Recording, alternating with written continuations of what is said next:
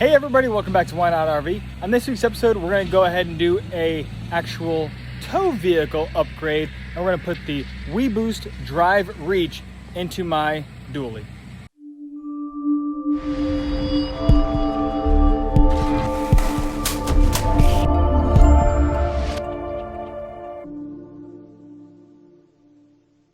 Remember, if you want to learn more and make less mistakes while RVing, be sure to hit that subscribe button, drop a like and a comment down below. I appreciate it.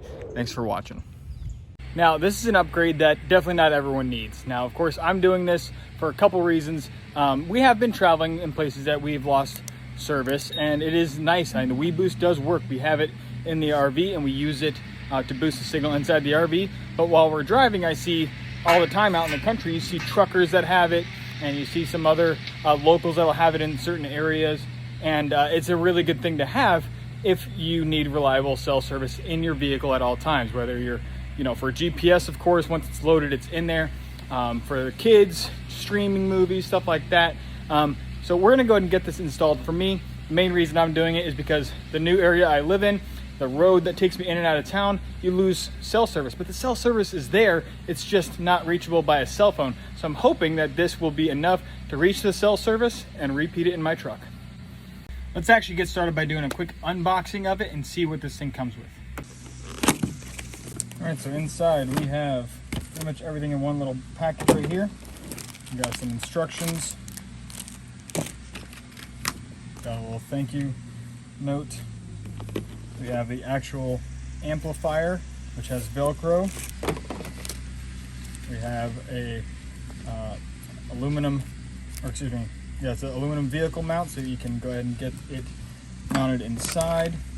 We have what looks like the inside piece, a car charger, and the outside antenna. That looks to be about it. Well, that magnetized pretty quick.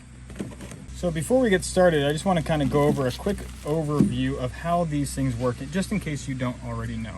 So on here you have what's labeled outside antenna, and that's your outside antenna. Boom, that connects to that. This picks up your cell signal from outside.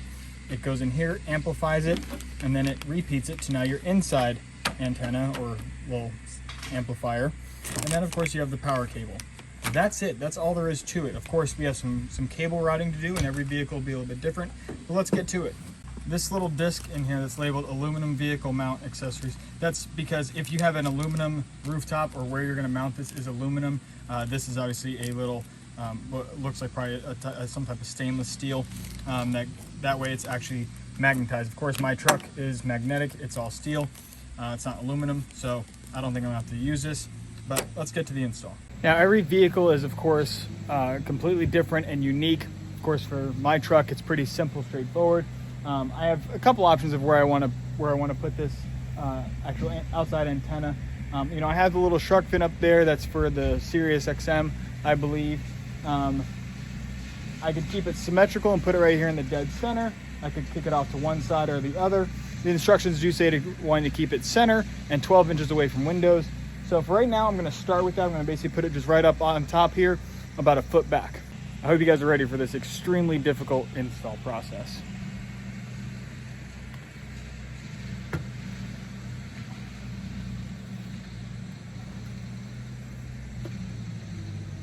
That's about it. So now we got to go ahead and route our cable down and into the truck, which I am gonna probably leave some slack in this to be able to move it to one side or the other, depending on where I route this cable to. So let's find out what I'm gonna do with that.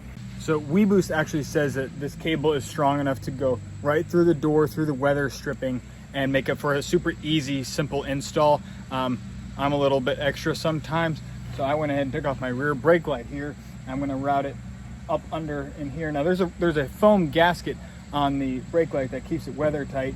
And so obviously I'm not going to put it in from the top because then it'll just drip in. So what I'm going to do is kind of loop it around and in the bottom. So obviously no water can just go in unless water flows up, which doesn't happen. So that's how I'm doing it. I do not recommend doing it this way just because I don't want you to have a leak, and I don't know if I'm going to have a leak. But like I said, WeBoost does say to just route it along the side and down through your door.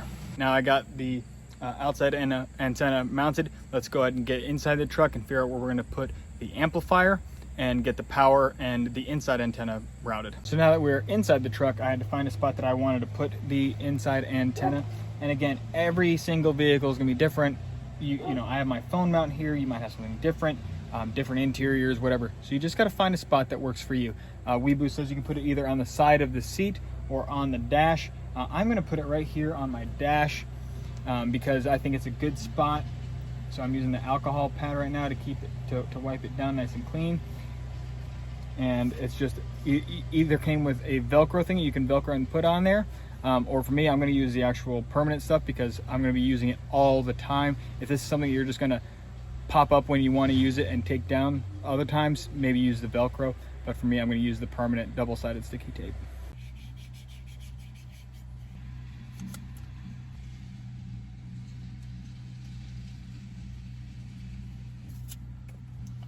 You don't have to worry about making full contact, like, you know, here's a much flatter surface, but it just felt a little weird. I'm gonna just go ahead and put mine right about here. That way I can go ahead and tuck my wire in right into here.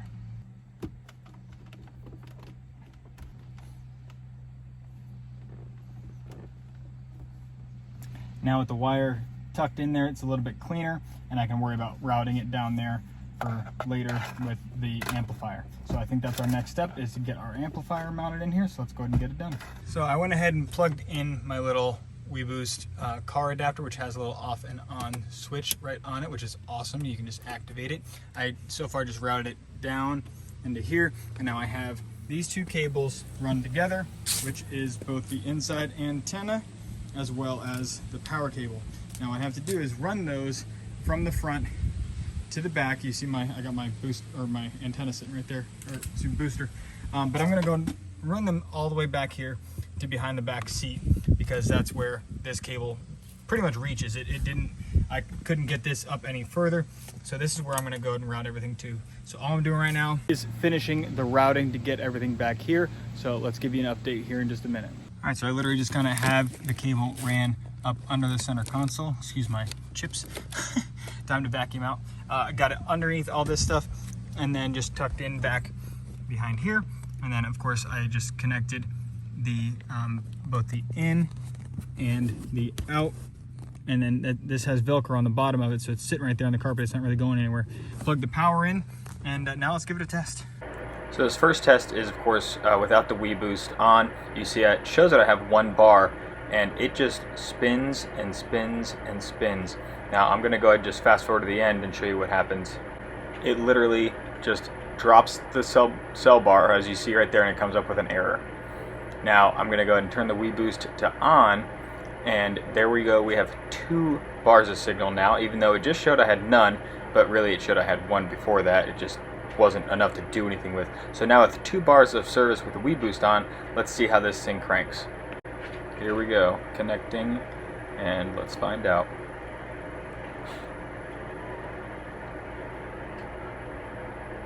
Look at that.